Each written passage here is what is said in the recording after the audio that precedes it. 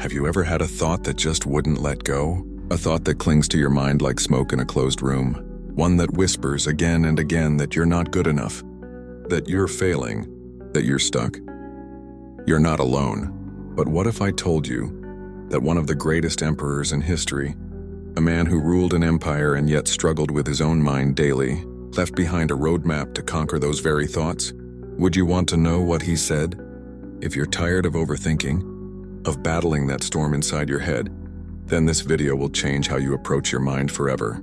Stay with me till the end because Marcus Aurelius didn't just talk about dealing with negative thoughts, he lived it. And if his Stoic philosophy worked under the pressure of ruling Rome, imagine what it can do for you. So before we dive in, do me a small favor, hit that like button, subscribe to the channel if you're new here, and make sure to watch this video till the very end, because this ancient wisdom might just change your life and your love life. Let's begin. Story opening, the fire inside. It's the year 174 AD. The air is cold in the northern forests of Germania. Inside a small tent lit dimly by oil lamps sits a tired man in armor. His face is worn, not from battle, but from thought. That man is Marcus Aurelius, the emperor of Rome, and the reluctant philosopher king.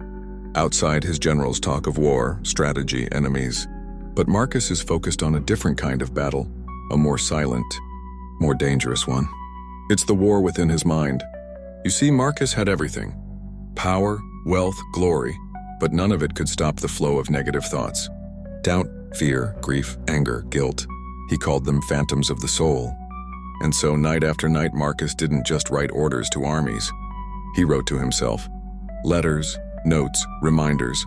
That collection of thoughts later became known as Meditations, a masterpiece of Stoic philosophy and perhaps the greatest manual ever written on how to master the mind. Let's explore his wisdom. Not in theory, but in practice. Chapter 1, You Are Not Your Thoughts.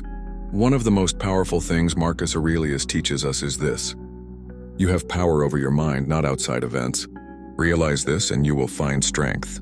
Think about that. You have power over your mind, not over the past, not over other people, not over what she said to you, not over what they think of you, just your mind. But most of us live as if the opposite is true. We try to control people, situations, even outcomes. And when we fail, which we always do, we suffer. A man gets ghosted by someone he thought was the one. He spirals. He replays the moment, wonders what he did wrong. Was he too boring? Not rich enough? Too available? The Stoic doesn't ask, why did she leave? He asks, what can I control right now? And the answer is always the same, his own mind. This is where your power begins, not by fighting your negative thoughts, but by observing them. Marcus said, the things you think about determine the quality of your mind. Your soul takes on the color of your thoughts. Let that sink in. If your thoughts are constantly negative, critical, doubtful, your entire emotional world turns gray. But if you learn to step back, to see those thoughts rather than be those thoughts, everything changes. You're not your thoughts. You're the observer behind them. And once you realize that, you're free. Chapter 2. Once you notice the thought, dismiss it. Negative thoughts love one thing, attention. They feed on your energy. The more you think about them, the bigger they grow.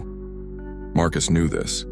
That's why he wrote, if you are troubled by external things, it is not they that disturb you, but your own judgment of them. And it is in your power to wipe out that judgment now. This is one of the most liberating ideas of Stoicism. Judgment is optional. Imagine this, you wake up late, miss an important meeting, and your mind starts attacking you. I'm so stupid. I always mess things up. I'm never going to succeed. But Marcus would ask, did you really fail? Or did you judge yourself as a failure? Big difference. It's not the event, it's the meaning you attach to it. And meaning can be changed. When a negative thought appears, don't wrestle with it. Don't feed it. Just say, not useful, and move on. That's what Marcus did. He treated thoughts like clouds in the sky just passing through. Some were stormy, some were clear, but none of them stayed unless he invited them to. Chapter 3, Practice the View from Above. Now here's a powerful mental exercise, straight from Marcus's writings. The view from above. He would often imagine himself floating above the earth, seeing cities as small dots, people as tiny figures, problems as mere flickers. He wrote, "Consider the life you have lived until now is over, and as a dead man, see what's left as a bonus." This wasn't about being morbid. It was about perspective. When you zoom out far enough, that thing you're obsessing over, the breakup, the job rejection, the harsh words, becomes meaningless. Try it now. Picture your city from above. Zoom out to the continent, now to the planet. Now picture time 10 years from now, 100 years, 1,000 years. Will this thought, this problem, this emotion still matter? Probably not.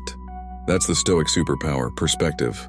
Negative thoughts lose their grip when you realize how small they truly are in the grand scheme of life. Chapter 4, remember, everything is temporary.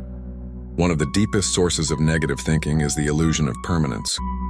We think pain will last forever, that we'll never get over her, that this sadness is the new normal. But Marcus Aurelius reminds us, all is ephemeral, fame and the famous as well.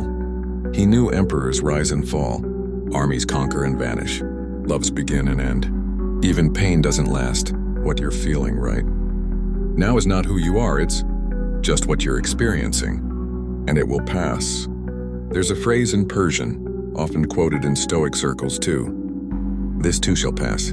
Marcus didn't say those exact words, but he lived by them. He lost children, faced betrayal, was constantly sick, but he never let those moments define him, because he understood everything changes. And when you accept that, negative thoughts don't hit as hard, because you know they're just guests, not permanent residents.